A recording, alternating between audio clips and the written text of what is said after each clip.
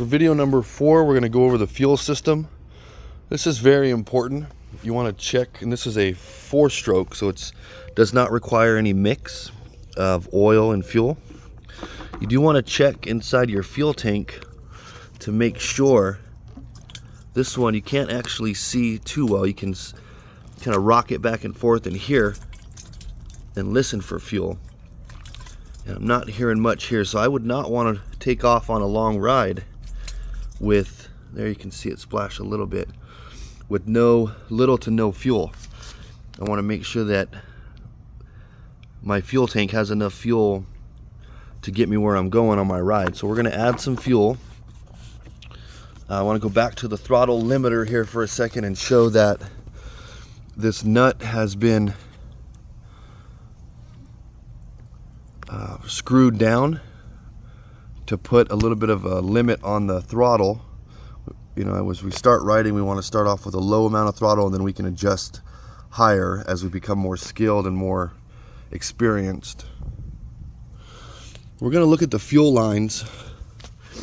So this is the fuel tank. The rider sits on top of the fuel tank. It's sort of split on the left side and the right side. This is a plastic tank, so it will over time deteriorate, and you need to be aware of that. So we're going to get under here a little bit, and you can see it's gravity fed from the tank right here. There's no pump or anything. The fuel just gets sucked down through this hose on both sides.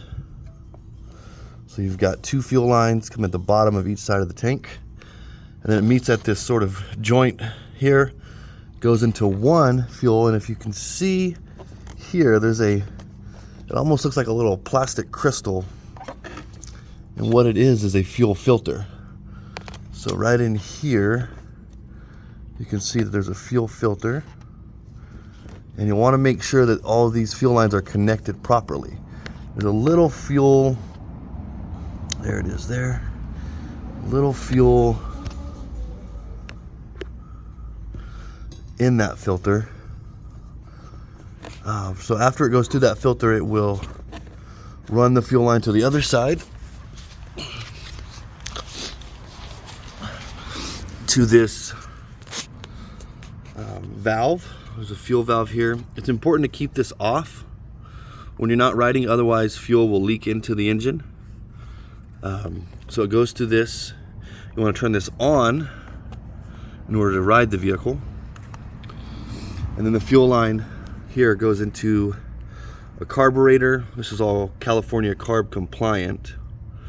There's also a switch here for choke.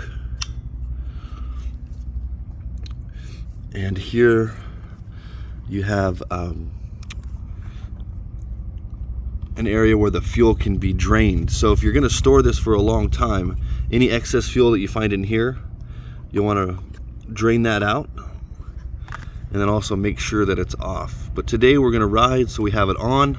All of our fuel lines are clamped, and everything looks ready to go. It's brand new.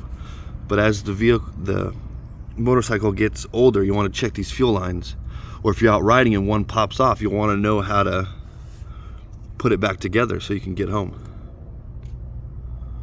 Next, we're gonna pull start and let it warm up.